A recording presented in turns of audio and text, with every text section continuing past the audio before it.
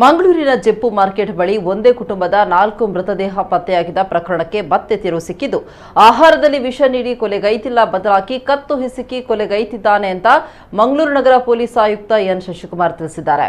ನಗರದ ಪೊಲೀಸ್ ಆಯುಕ್ತರ ಕಚೇರಿಯಲ್ಲಿ ನಡೆದ ಸುದ್ದಿಗೋಷ್ಠಿಯಲ್ಲಿ ಮಾಹಿತಿ ನೀಡಿ, ಮೃತ ನಾಗೇಶ್ ಶೇರಿಗುರಿ ದಂಪತಿ ಮೊದಲು ಇದೀಗ ಬಂಧಿತ ಮಹಿಳೆ ನೂರ್ ಜಹಾನ್ ವಾಸಿಸ್ತಾ ಇದ್ದ ಫ್ಲಾಟ್ನಲ್ಲಿ ನಾಗೇಶ್ ದಂಪತಿ 4-5 ವರ್ಷಗಳಿಂದ ವಾಸಿಸ್ತಾ ಇದ್ರು.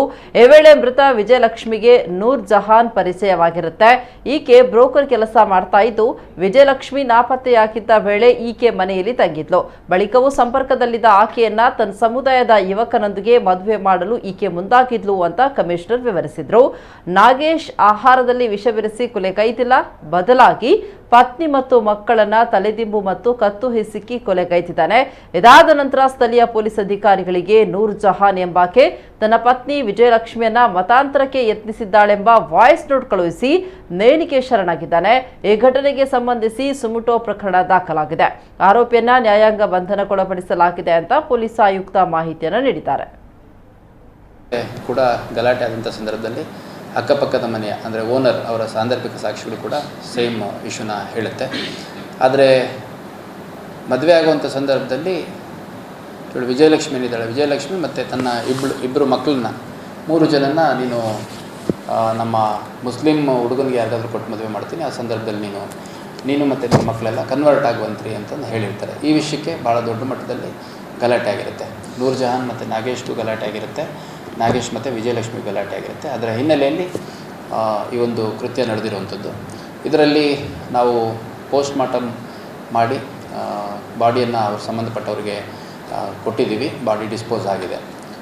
ನಮ್ಮ ಪ್ರಾಥಮಿಕ ವೈದ್ಯಕೀಯ ವರದಿಯ ಪ್ರಕಾರ ನಾಗೇಶ್ ಏನಿದ್ದಾನೆ ಅವನು ಹ್ಯಾಂಗ್ ಮಾಡಿಕೊಂಡು ಮೃತ ಹೊಂದಿರುವಂಥದ್ದು.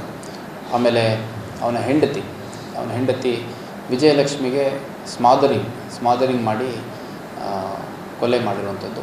ಮತ್ತು ಗಂಡು ಮಗು ಏನು ಮೃತ ವಿಜಯಲಕ್ಷ್ಮಿ ಪಕ್ಕದಲ್ಲಿ ಸಿಕ್ಕಿತ್ತು ಬೆಡ್ಡಲ್ಲಿ, ಆ ಮಗುಗೆ ಮೂಗು ಮತ್ತು ಬಾಯಿ ಮುಚ್ಚಿ ಕೊಲೆ ಮಾಡಿರುವಂಥದ್ದು. ಮತ್ತು ಮಗಳು ಹೆಣ್ಣುಡುಗಿ ಒಂದು 8 ವರ್ಷದ ಸ್ವಪ್ನ ಅಂತ, ಅವಳ ಹಾಲಲ್ಲಿ ಸಿಕ್ಕಿರ್ತಾಳೆ, ಅವಳಿಗೆ ಕತ್ತಿಚ್ಚಿ ಕೊಲೆ ಮಾಡಿರುವಂಥದ್ದು ನಮ್ಮ ವೈದ್ಯಕೀಯ ವರದಿಯಲ್ಲಿ ನಮಗೆ ಡಾಕ್ಟ್ರ್ ಜೊತೆ ಚರ್ಚೆ ಮಾಡಿದಂಥ ಸಂದರ್ಭದಲ್ಲಿ ಅವರು ತಿಳಿಸಿರ್ತಾರೆ. ಇದೆಲ್ಲದರ ಹಿನ್ನೆಲೆಯಲ್ಲಿ ನೂರ್ ಜಹಾನ್ ಆಕೆ ಮನೆಯಲ್ಲಿ ವಿಜಯಲಕ್ಷ್ಮಿ ಅವ್ರದ್ದು ಫೋಟೋ ಮತ್ತು ಅವರಿಗೆ ಸಂಬಂಧಿಸಿದಂಥ ಕೆಲ ವಸ್ತುಗಳು ಪತ್ತೆಯಾಗಿರೋದ್ರ ಹಿನ್ನೆಲೆಯಲ್ಲಿ ನಾವು ಪ್ರಕರಣ ಏನು 306 IPC ಅಬೆಟ್ಮೆಂಟ್ ಟು ಸೂಸೈಡ್ ಇತ್ತು, ಆ ಪ್ರಕರಣದಲ್ಲಿ ನೂರ್ ಜಹಾನ್ ಅನ್ನೋರನ್ನ ಅರೆಸ್ಟ್ ಮಾಡಿದ್ವಿ ಕೂಡ. ಸೊ ಒಟ್ಟಾರೆಯಾಗಿ ಈ ಪ್ರಕರಣದ 4 ಜನರ ಸಾವಿನ ಕಾರಣ ಮತ್ತು ಸಾವಿನ ಹಿನ್ನೆಲೆ ಇದೆಲ್ಲ ನಮ್ಮ ತನಿಖಾಧಿಕಾರಿಗಳು ಭಾಳ ಸ್ಪಷ್ಟವಾಗಿ ಹೊರಗಡೆ ತಂದಿದ್ದಾರೆ.